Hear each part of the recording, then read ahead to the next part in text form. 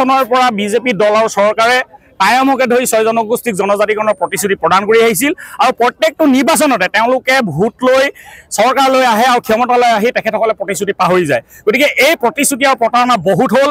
ইয়াৰ বিৰুদ্ধে আজি আহোমসকল সংঘবদ্ধ হৈছে আৰু ৰাজপথলৈ ওলাই আহিবলৈ বাধ্য হৈছে।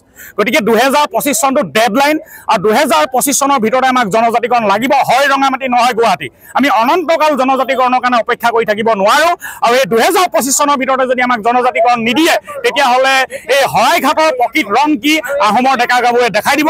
কাৰণ শৰাইঘাটৰ দ্বিতীয় যুদ্ধ বুলি কৈ তেখেতসকলে আমাৰ ভোট লৈ আমাৰ আৱেগক বন্ধকত দি তেওঁলোকে চৰকাৰ গঠন কৰিলে আৰু আমাৰ আৱেগক লৈ খেলা কৰিবলৈ দিয়া নহ'ব। প্ৰকৃত শৰাইঘাটৰ ৰং কি এইবাৰ আহোমৰ ডেকা গাভৰুৱে দেখাই দিব। আমি আজি জনজাতিকৰণৰ ক্ষেত্ৰখন আমি আজি জিলা আয়ুক্ত কাৰ্যালয় ঘেৰাও কাৰ্যসূচী লৈছোঁ। ইয়াৰ যোগেদি আমি ডক্টৰ হিমন্ত বিশ্ব শৰ্মা আৰু নৰেন্দ্ৰ মোদী অমিত শ্বাহক আমি বুজাই দিব বিচাৰিছোঁ যে 25 চনৰটোৱে আমাৰ ডেডলাইন। 25 চনৰ পৰা আমি কোনো কাৰণে মানিব নোৱাৰোঁ। 26 চনৰ ইলেকশ্যনৰ তাৰ আগতে আমাক জনজাতিকৰণৰ স্বাৰ্থখন প্ৰদান কৰিব লাগিব। অন্যথা কিন্তু আমি বিজেপি চৰকাৰক এই আমাক প্ৰতিৰোধ কৰিবলৈ বাধ্য থাকিম আৰু যিকোনো প্ৰকাৰে আমি ডক্টৰ হিমন্ত বিশ্ব শৰ্মাক গাদী পৰা উঠাবলৈ যত্ন কৰিম।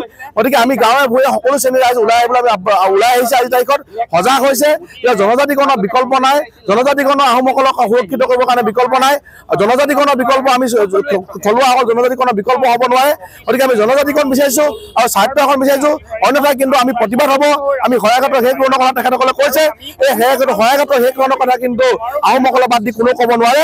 গতিকে আমি ভাবোঁ যে আহোমসকলে শৰাইঘাটৰ শেষকৰণ কি এইবাৰ নিশ্চয় ডক্টৰ হিমন্ত বিশ্ব শৰ্মাক বুজাই দিব আৰু যি আমাৰ যুদ্ধ সময়ত যিটো নাই ৰঙামাটি নাই যি গুৱাহাটী আছে তেনেকুৱা ধৰণৰ এটা নীতি আমি এবাৰ লৈছোঁ, হয় ৰঙামাটি নহয় গুৱাহাটী। আৰু এই চৰকাৰখন আমি উঠুৱাব লাগিব। এই ব্ৰহ্মপুত্ৰত এই চৰকাৰখন উঠি যাবলৈ বাধ্য থাকিব লাগিব। উজনি অসমত যি 43টা চিট আছে এই চিটত কিন্তু কেতিয়াও বিজেপি অগ্ৰগতি লাভ কৰিব নোৱাৰে। গতিকে আহোমসকলক জনজাতি মৰ্যাদা প্ৰদান কৰিব লাগিব। অন্যথা কিন্তু আমি এই চৰকাৰখনক উঠুৱাবলৈ আজি তাৰিখৰ পৰা আমি যি ধাৰাবাহিকভাৱে কাৰ্যসূচী লৈছোঁ অসমৰ উজনি অসমৰ বিভিন্ন প্ৰান্তত এই কাৰ্যসূচী আমাৰ অব্যাহত থাকিব।